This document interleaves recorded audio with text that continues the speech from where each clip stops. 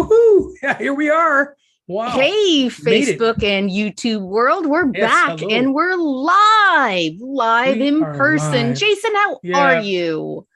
definitely live and definitely a little tired today. But I'll tell you this though, being here with you and doing this show and enjoying this 30 minutes and being able to bring some wonderful conversation out to Facebook and YouTube world is just something that just kicks a fire under me, and I'm ready to go, Kathy. I'm ready to I go. know it's just, Arr, it really is our favorite time of the week.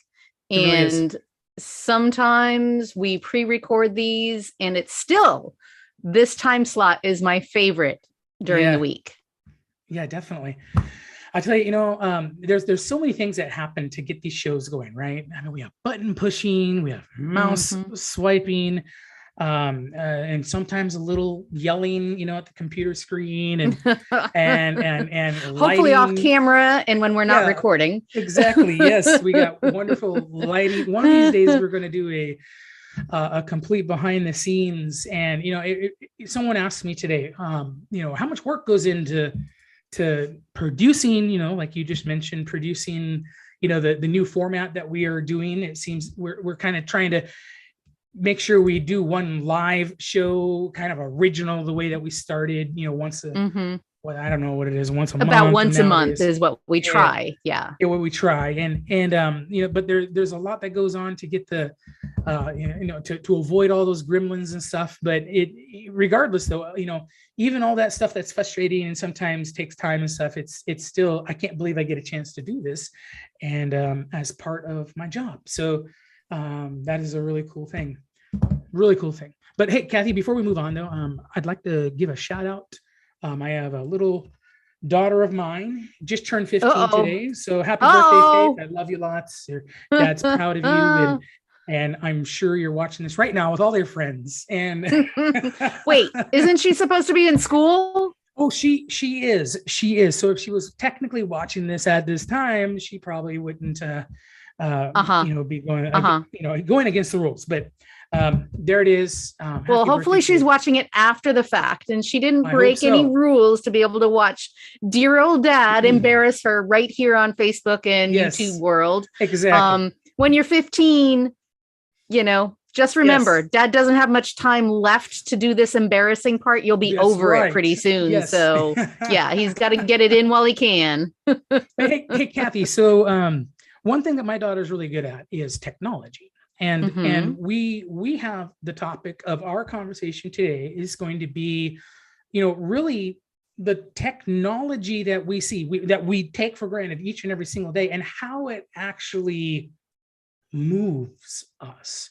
And I'm not Mhm. talking about yoga, or I'm not talking about kickboxing or running around the and technology and listening to something like that. What I'm talking about though is very specific to transportation and the field that we work in, right? So we want to talk Mhm. about the public transit system, our public transit system, our public transit district, and how we do rely on very important forms of technology, and really kind of do maybe not such a deep dive, because we could probably, especially with me, could be here all day if it was a deep Yeah. dive. Just get us going talking about technology would be a Yes, dangerous thing. it would be a very dangerous thing. But we have things that we can talk about, Kathy, like connected systems, right? I mean, transportation connects us. Other tech like microtransit, autonomous vehicles. I mean, those things are real and they're coming.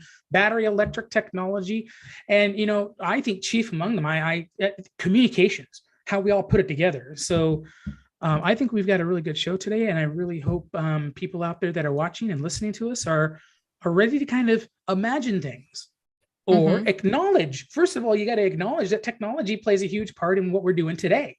But then, as we hopefully can kind of maybe move more into, well, what's coming and Mhm. what do we have to look forward to? So, Right. Yes. So, I mean, I think it's just, I love technology and what it can do for us and how it can make our lives yes, easier. yep, And I will say that there's definitely those days that it feels like it makes things more challenging. So I think we'll talk about both sides of things with technology today. Absolutely. Yes. And, and another thing is too, is, hey, one of these forms of technology is right on your phone, and you can look and see what the weather is going to do. Yeah. Is your phone. And, we are looking at a potentially nice weekend, and I'm really looking forward to it. But I will say this though, I looked at it just an hour ago, and I had a bright sunny icon for Saturday. And now it's partly cloudy with a little bit of sunshine. So I do hope though, as part of, starting to show off that, we encourage people, hey, look, we have a good weekend. It's a good opportunity for you to get out, maybe perhaps, and on an alternate form of transportation, not your car, hop on a bike, go hop on a bus, go see the community and be a part of the community. If you got some decent weather out there, you don't have to carry a rain jacket. Don't have to worry about it being too cold. Just go out there and do it. And I think it'd be a good weekend for that. But be safe while doing so, right? Well, I mean, and even if it does rain a little bit, hey, we live here in the Pacific Northwest. We can't let a little rain get in our way. As long as we have someplace warm and dry to go to, you can still get out there, even if it's raining, and enjoy things, and not feel like it has to stop your plans. And so, again, get out there without your car, breathe that fresh air. Go be part of the scenery. Absolutely. Be out there in the outdoors and recharge your battery doing that. It's so important. Get it done. So Kathy, I got a question for you. Speaking of us as technology, recharge your battery. So important. Recharge your battery. Yes. So Kathy, as we jump into this conversation and stuff, let's start out with really the old pro and con game here. Okay. So what are some of the pros that you see in transit technology? I'll just jump out with one of the first things first here. Well implemented technology is very important. Let's see if that kicks anything off here. Absolutely. I think well implemented technology, like I said, can make life so much easier. It really can create options where there weren't options before. Right. And so, because sometimes things are just beyond people's grasps, or you don't know your neighbors, or you don't know where your coworkers live. Because one of the forms of technology that I work with all the time is websites that connect people and allow them to share rides and getting them into the same vehicle rather than driving by themselves, whether that vehicle is a bus or a car or a van. The technology can help with that. Oh, absolutely. And if it's not well implemented and conversely well maintained, while it's implemented, or being implemented after it's implemented, then those things that you rely on become much more of a challenge. And that was like thing, I'm cutting you off. I'm so excited about this because I have a real life experience with this. And we talked about it a while back on a different show. When I took the bus into Portland to catch a plane, I did my trip entirely car free.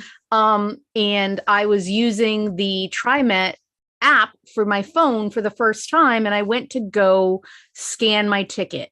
And, there's a situation that, even somebody that is used to using transit and rides it all the time, it made me a little nervous to be using a new system. And I went to go scan my app to use my electronic ticket for the first time.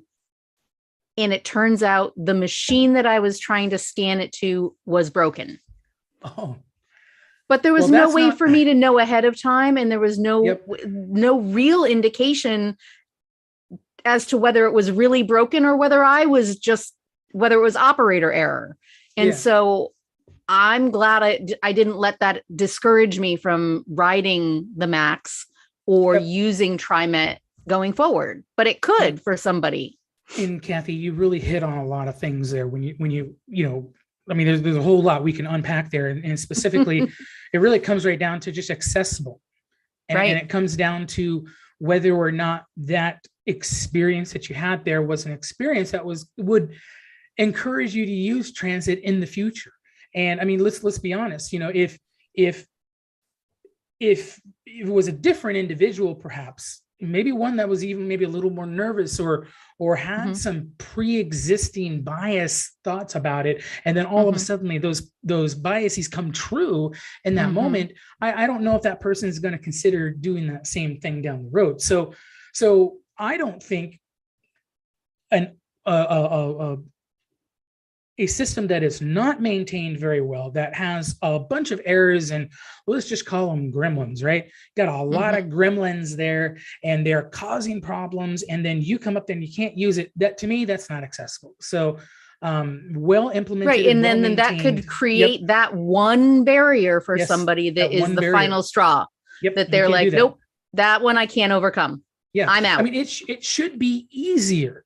Technology in all instances, when thinking about it in the light of public transportation, it should make easier to plan your trips, to find where you need to go.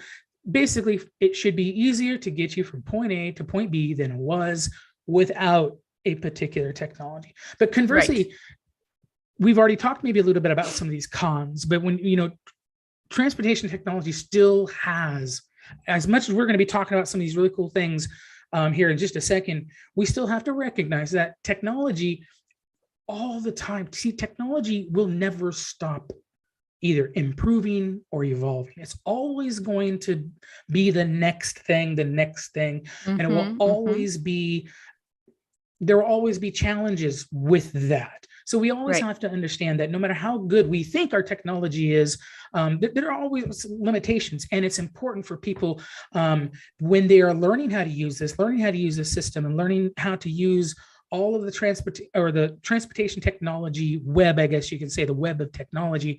Do not be afraid to still reach out and talk to a human being. That's what people like me are here for. Kathy as well too.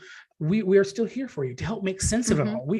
We need to work together to be able to make sense of some of the best technology, most well-intended technologies still need a helping hand from time to time to get around. So there's our primer before we get into some serious discussions. Do you have anything else you'd like to add to what I said there? Yeah, I mean, and by talking to each other, sometimes we find out about new advances or ways to use the current technology in a more advanced way from other people. And so that whole reaching out thing is really important and exciting as to how we can, as a community, advance with technology. Yeah.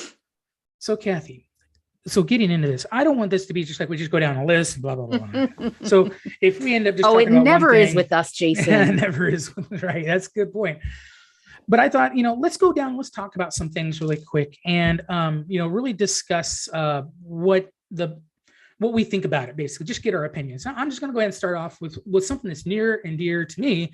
For those of you that know, I love to ride my bicycle. I think cycling is an incredible form of micro mobility, micro transit. It's a great way to really give a real concerted effort to go car free for as long as you possibly can. And I look at what we have today. We have electric bikes. We have even non-electric bikes that are very high tech and easier to pedal, easier to navigate. They're stronger, better materials and so forth. Our technology that's being put into even just bicycles help us move people, helps us look at a challenge. Somebody might have a challenge and be like, I don't know what I can do. I don't have a way to get into town. Well, maybe we can come alongside them with a bicycle and say, well, give this a try. See if this works. Right. Well, I mean, I think that electric bicycles in themselves are a technology that is an assistance, because say somebody doesn't have the strength to bicycle the distance that they would need to bicycle. Well, then that extra added assistance from that battery can make bicycles a form of transportation that they could use.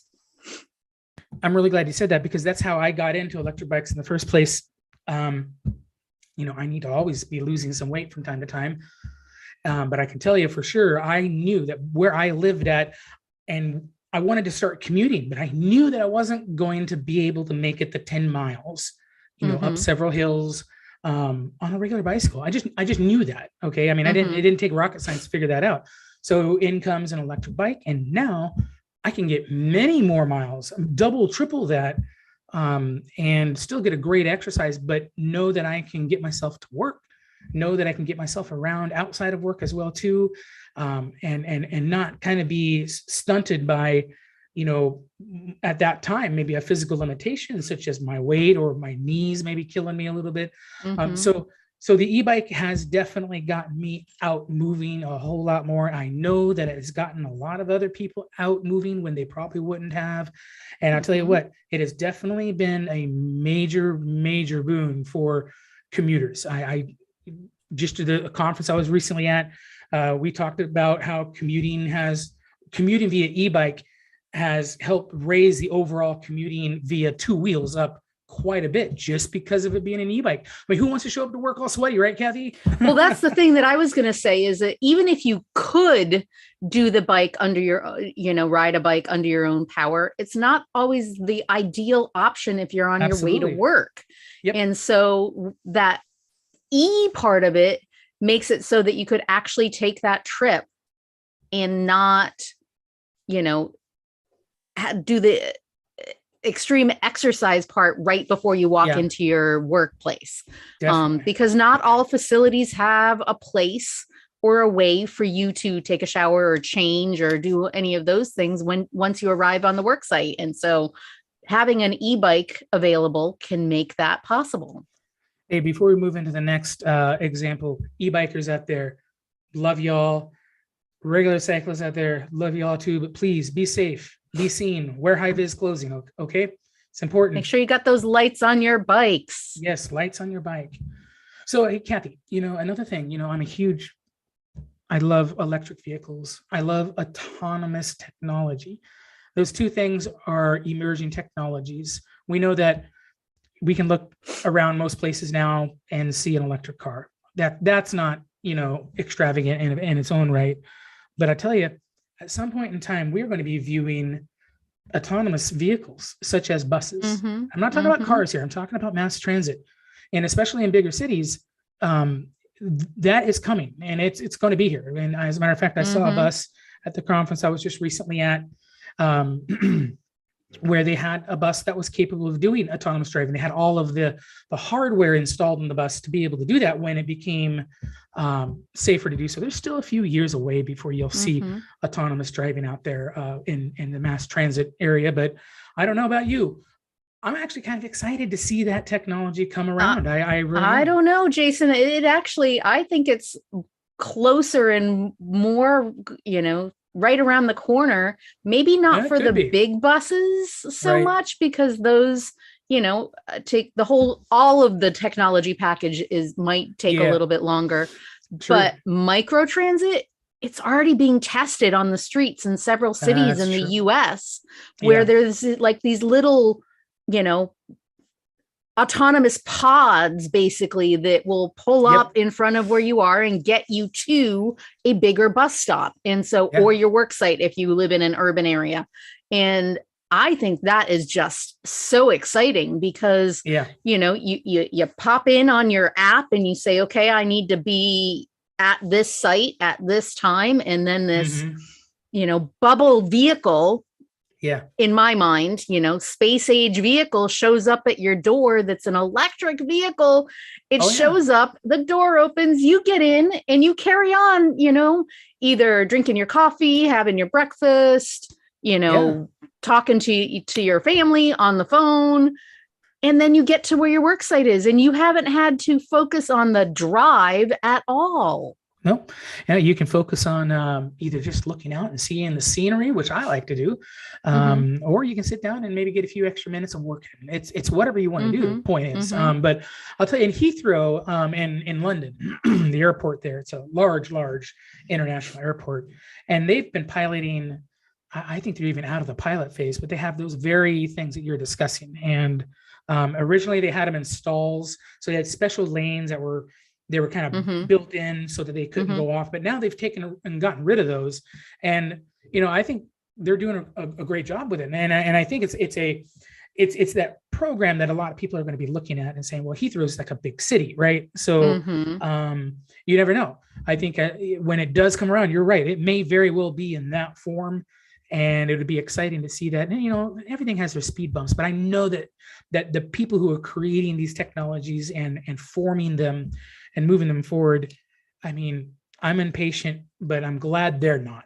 I'm sure they want it to happen today, but they want to make sure that the technology is as good as they can possibly get it. Yep. I think there's people out there who say, look, it's never going to be 100%, but neither are we, right? Humans are not perfect in what we do. And so I think it'd be hard to expect a robo-taxi to be perfect. Although we won't get into that, right?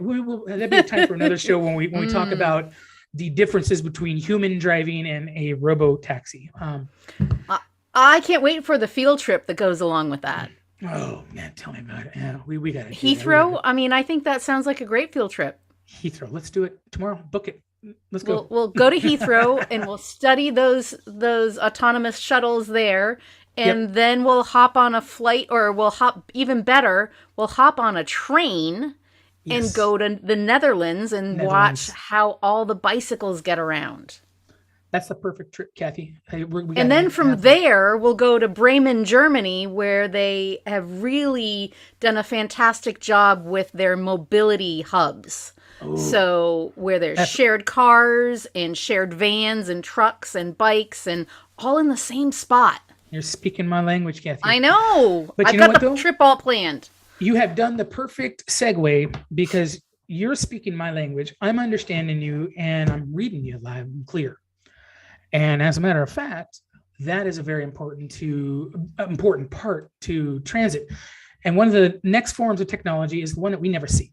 We don't see it. And even those of us who are intimately aware of technologies in transit, we still don't see it. It's communication. It's hard communication, like radios, tablets, and GPS units. All of those things work together. And there are people out there, I enjoyed 5G connectivity when I was at my conference more than I ever have. It's fast, it's instantaneous. You click on something on your phone and it feels like it almost knew that you wanted to go to that particular website. But the point is that communication creepy in some ways. Creepy in some ways. But the nice thing is really what it is just that it's so fast. Mm-hmm. And that's key if we want to move forward. Sure, we've had the radios for a long time. That is a form of technology, but it's an older technology, and it doesn't really get improved on every 10 years because it doesn't have to. It's a simple device, but without it, our routes would not be recognizable today. I can guarantee you that. Mm-hmm. We have tablets now. We just entered, SETD just entered into the realm of including tablets in our bus cockpits so that our drivers can observe where they're at in time and space so that they can better achieve on-time performance. Okay, that has been a massive change for SETD, but now it feels pretty seamless. I mean, just right on the other wall here, there's 12 of them stacked up ready for the next driver to use them. So that has been a huge thing. And then of course, all that is kind of wrapped around GPS, global positioning systems and being able to know where you're at. All that communication is incredibly important. And Kathy, just like you speaking my language and really loud and clear, these things help us amplify communication among our district.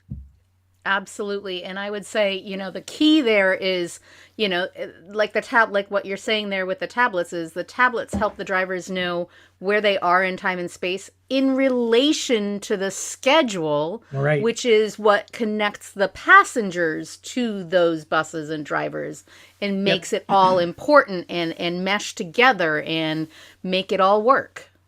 Oh, absolutely. So Kathy, I don't know if you can see a clock around there, but I can't believe that we're already hitting on 2 minutes before the end of this. So listen. How does that happen? I don't know, but it is actually quite fun, to be honest with you. Mm-hmm. So I'm gonna go through just some things because we got to hit these things. We've been talking about technology. Okay. Yep, go. Mobile devices, smartwatches. They play a huge part. They played a big part of my trip. They played a big part on your trip. Is that true or not true? Absolutely. Maybe not the smartwatch part, but the phone, absolutely. Because I don't have a smartwatch. Yep. Passes, tickets. I have airline tickets stored on my phone. I have, all of the boarding passes when you're going through the airport. Yep. Maps. I tried to find out where I needed to go and how I needed to get there, and I would use the walking part of the map and say, okay, if I'm going by foot, how long and which way do I need to go? Because that's going to be different, especially if you're someplace that uses footbridges to cross over highways. Absolutely. If you use the car way to get there mapping device, well, then you aren't going to get there because you are not in a car. Absolutely. So, yes. Yep. Hey, shared mobility too. That's something that's coming up, Kathy. It's going to be huge. It's going to be big. It's pretty soon.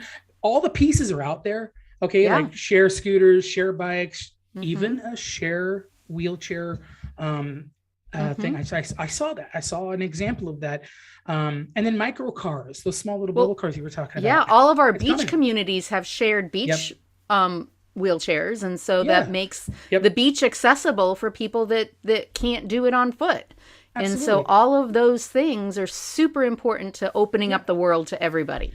Keep a lookout for all that stuff. It's coming. It's already in your cities. In some cities it might not be so organized yet, but trust me, within the next 5 years, even maybe sooner, that's what you're going to see is a huge push to take all of these technologies, even motorcycles, by the way. I've seen motorcycle shares where they're going to come together and it's just going to be a really nice, neat thing, maybe perhaps even just one app to take care of all those things.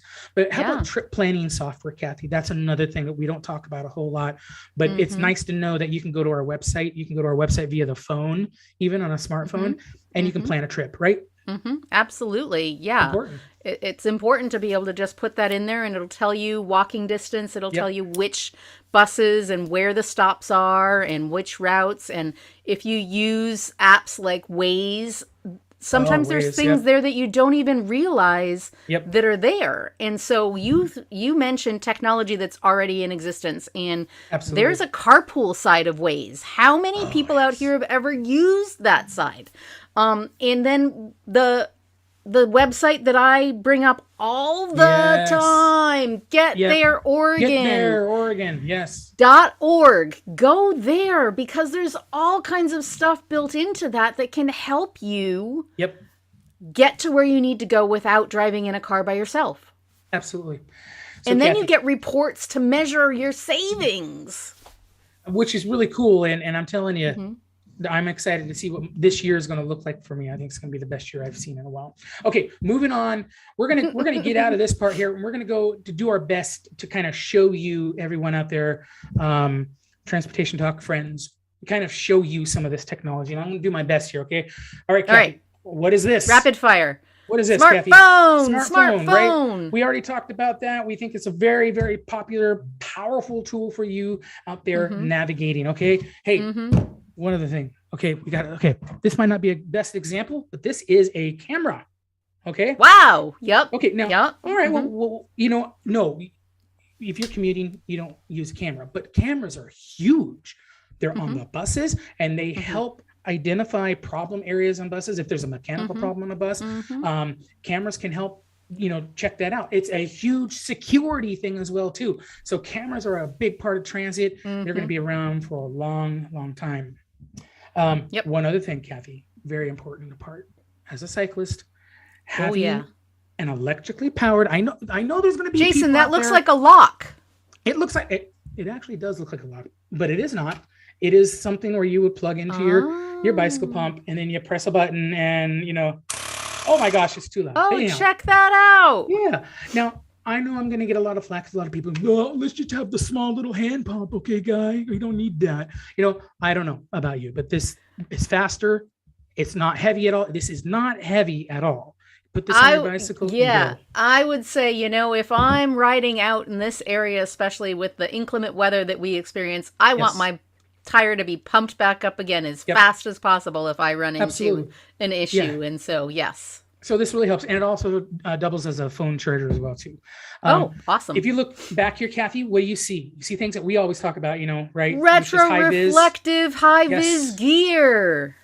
Wear that stuff. That's actually relatively new technology. It's stuff that you didn't see in the 70s, definitely didn't see in the 70s, along with racks, or not racks, but lifts, mechanical lifts on buses. I mean, it's hard to believe, really, really in the 70s, 80s, you didn't see that. It was very rare. until the ADA really made, the laws that really dictated that, no, you have to be accessible. And one of the ways to be accessible to somebody in a wheelchair or someone with a mobility device or someone who is just not very mobile is to have a lift. So a lift or a kneeling bus, Jason, or a kneeling bus. That's true. Kneeling buses as well too. Yeah, those forms of technology have transformed what transportation is today, and look forward to seeing future evolutions of that, and seeing what happens. More kneeling buses, microtransit with small little ramps that come out. I mean, those things are coming. But everybody, be high vis. This is a commercial high vis thing, but you'll want to make sure that you're very well protected out there. And one of the best ways to protect yourself while you're commuting on foot, on bike, scooter, one wheel, Kathy. You know what? Hey, when we get one of those, Kathy, I think you're going to be really good at testing out a one wheel. You can do it. I don't know about We'll have to make sure insurance coverage is up a little bit, but go ahead and give it a try. I don't think a 300-pound guy would be very good on a one wheel, but I don't know about my balancing, but I'll try it. I'll give it a try. I'm game. If we ever I'll give it a try. Hey, if anybody out there has a one wheel and you're willing to allow us to let it try or let us demonstrate it on a transportation talk show, please. Or a hoverboard or a hoverboard. Yes. Yeah, sure. I'll give it a try. Air taxis, Kathy, those things are coming too. A lot of people think, oh, what are you talking about? A drone? No, that's not coming. No, it is. Okay. All right, Jason, I know I'm cutting your list short, but our time is up. And I just want to mention, we've got events that we're going to be at because things are opening up and it's going to be summer here soon. So if you see Jason or Kathy out at an event someplace, stop by and say hi. And you don't have, or you don't know what high vis gear is, or you don't have lights for your bike, come talk to us about your mode of transportation. Please and we might just have something to share with you. So come talk to us. I think it'd be a blast if you stop by and see us. So keep watching the show. Look at our website. Kathy, you post on the Facebook all the time. Look on the SED's website. If we're going to be doing a show, we're going to do the best to ensure that everyone knows where and when. So just keep your ears peeked up there and come see us when we're out. Jonathan, we look forward to seeing you at one of our events out there.